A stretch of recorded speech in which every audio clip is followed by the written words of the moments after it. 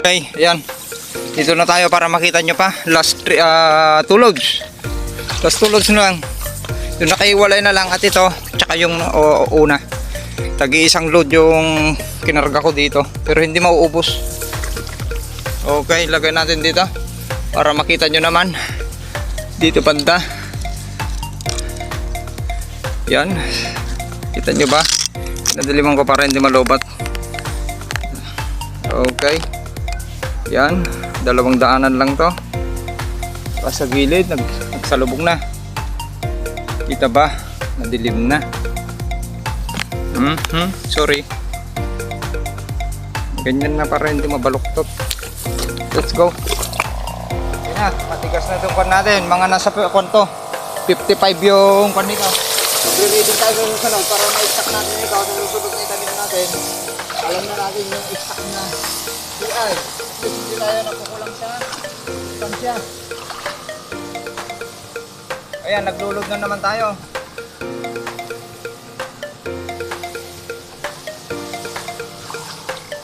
Natin na kwansa tayo. Kahit natin yung challenge mo ito dahil mas makapal.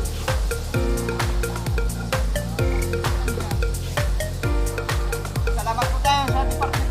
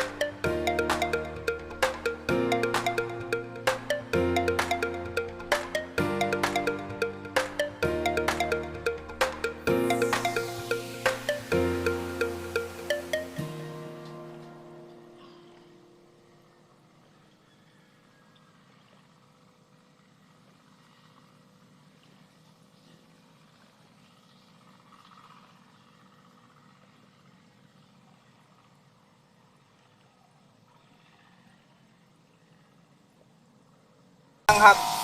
Ang mga kaya at least naman ito ay low toxic, ang pinaka-lowest, pinakamababang toxicity.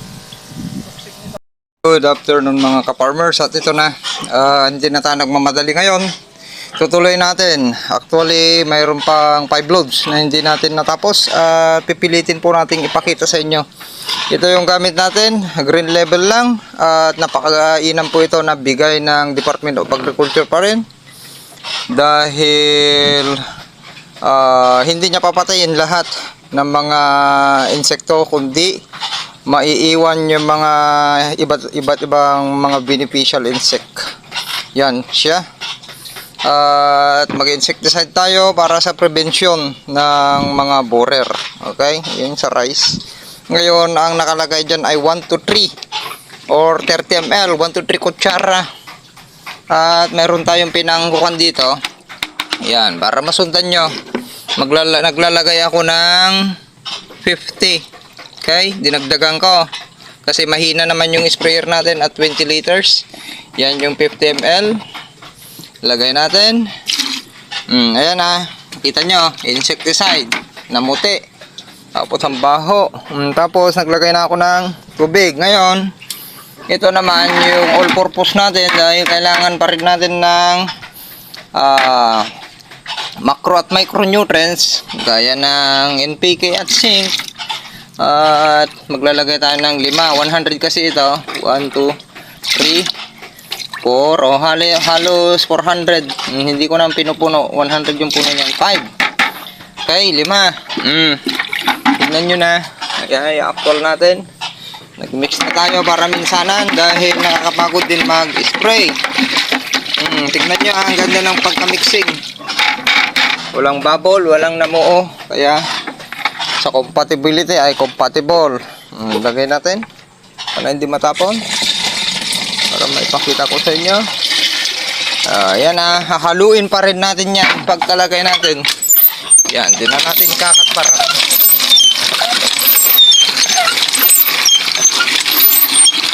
sana hindi kayo mahilo.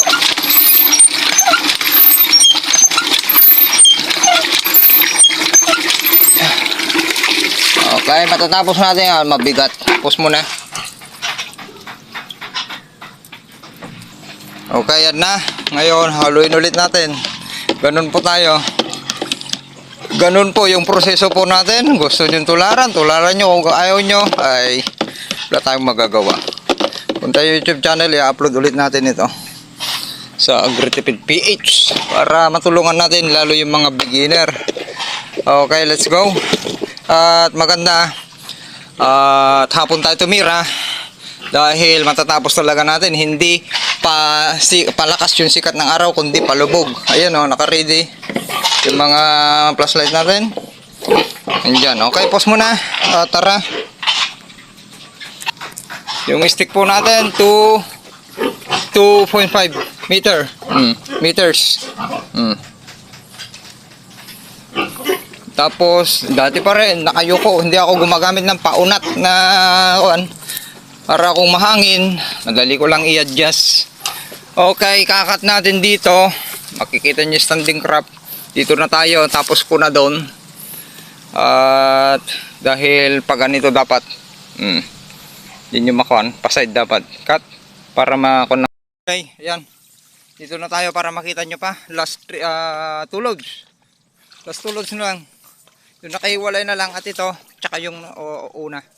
Tagi-isang load yung kinarga ko dito. Pero hindi mauubos. Okay, lagay natin dito. Para makita nyo naman. Dito banda.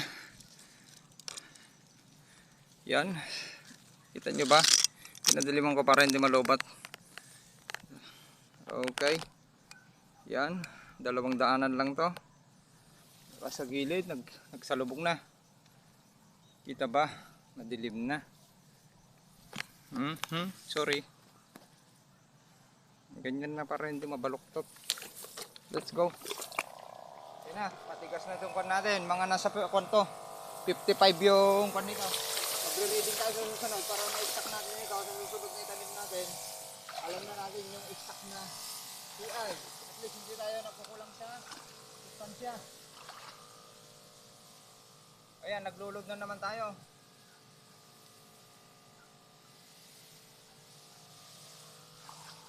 Isipin natin na kung saan ay magbigyan tayo, kahit natin yung gusto natin tag-isip. Challenge mo ito dahil mas makapal. Mas bigyan siya. Salamat po tayo sa Department of Agriculture at LGU.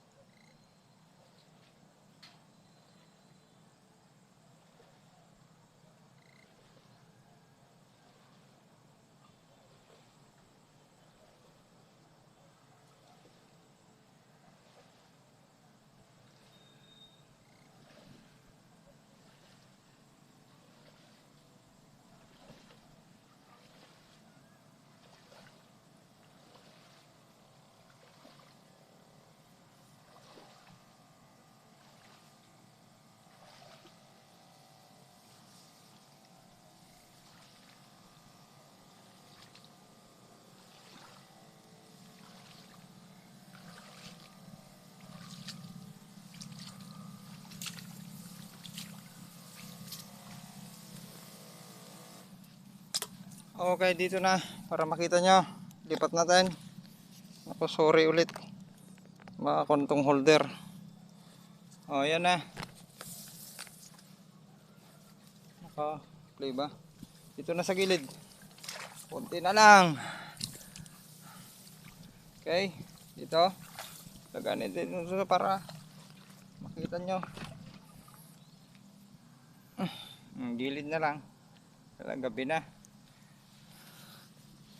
Linis ng jackpot. 102 ng leads.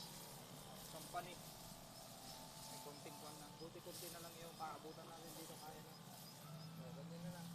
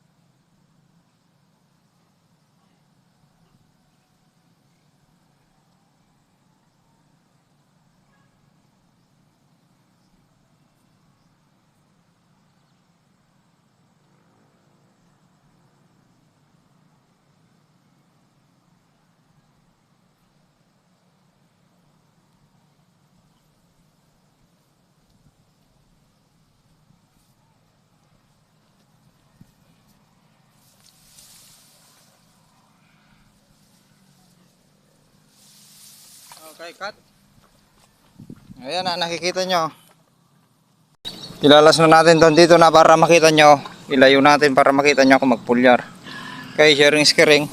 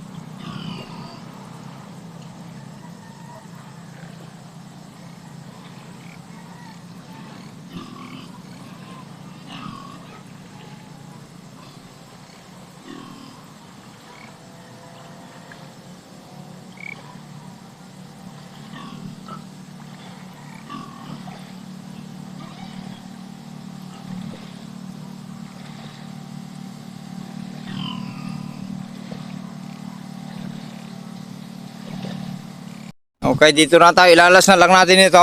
1 at saka 2, dalawang pinitak. Ayan.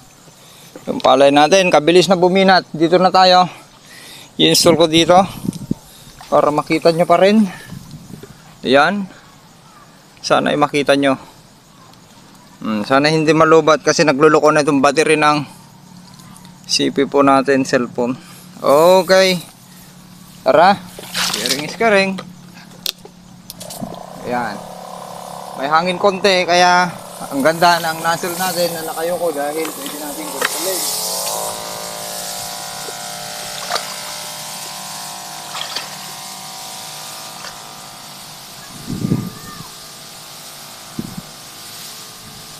Iwasan nyo linalanghap. Ang makina at least naman ito ay low toxic, ang pinaka-lowest, pinakamababang toxicity. Toxic nito, chemical, low green level.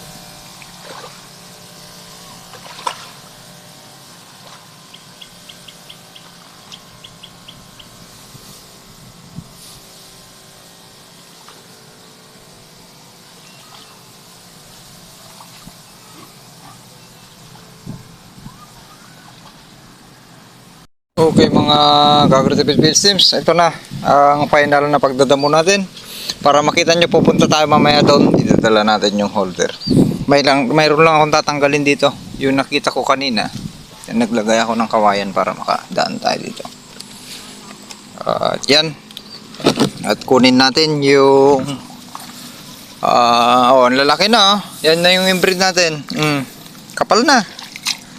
Sara natin to, butas mamaya bago tayo uuwi ulit magsara kasi may nagpatubig dyan sa harap. May kukunin tayo dito, tatanggalin. Yan na yung standing crop natin ha, sun treated. Dito naman sa likod, pansinin nyo, mas bababa na parte. Okay, yan, punong-puno, makasagad na konti lang, ganyan lang yung tubig. Kunin natin, nakita ko doon, ayan na yung planting height natin sa drone direct seeding. Tignan nyo na. Yan, medyo yung madadaanan lang natin ay mababaluktot konti yung dahon. Okay, ang tigas ng puno na ang palay po na lalaki.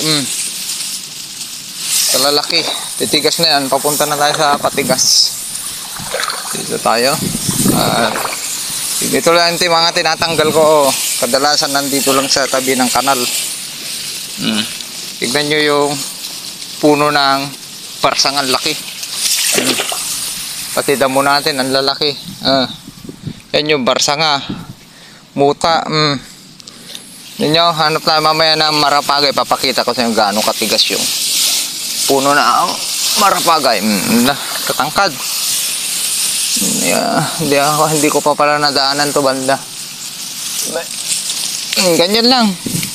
Gapas ang ginagamit ko sa marapagay dahil malalim, mas malaki sa palay yun. Yan, para ipakita ko sa inyo. Ito lang lumusot sa ginamit nating low rate ng herbicide. Ninyo, kadali lang naman magtanggal dahil hindi naman ganun karami. Ito na lang, ipipinis na, tapos na. Ganyan lang gawin nyo. Huwag nyo hayaang mayroon, tapos ibaon nyo na dito banda. May kanal tayo, ibaon nyo ng ganyan. Okay, para kainin naman yung kinain niya na sustansya ay mabawi naman, kainin ng palay naman pag nabulok. Pwede nyo ring ibaon dyan sa tabi niya mismo. O medyo mas mabagal tayo dahil nagtatakpan tayo, naka-video. Lalaki. Ganito rin magiging palay po natin. Tignan nyo na yung mga puno. Kalalaki at yung planting distance madaling damuhan. Di ba?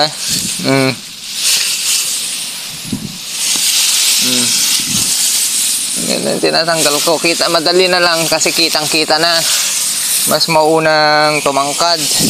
Kaya ipos muna natin at pupunta tayo mamaya dun. Ganyan na kalalaki. Ganyan din katangkad yung palay po natin. Mas malaki pa pag na. Okay, pause muna. Wala na. Tapos na dito. Di ko kasi mailayo eh. Oh, kita niya? Linis na. Sa oras ng mag-alas 5. Tangkad. Oh, di ba? Drum direct seeding natin. Kung malaki ang puno ng palay at natimingan, malalaki rin yung mas maraming bilang ang ilalabas at malalaki rin yung butil. Okay, kaya meron tayong hindi basta-basta nagsasaka na basta-basta bara-bara na lamang po. Meron tayong target yield at tinatarget na planting height. Okay? Tignan nyo kung gaano ka laki. Lagay na natin doon para pwede nating maapakan. Tignan nyo kung gaano kalaki. Yang damo 1, 2, 3, 4, 5, 6. 6 na dangkal. Tigas oh, ang tigas ng puno. Okay, cut. At pupunta tayo doon sa banda para makita nyo. Idadala natin yung holder. Oh. Okay na. Lapit na. Planting height natin. Planting height. Baba. Oh, hanggang baykon na. Oh. Hanggang dito. Yan na yung baywang natin hanggang dyan. Konti na lang para baywang. Sharing is caring.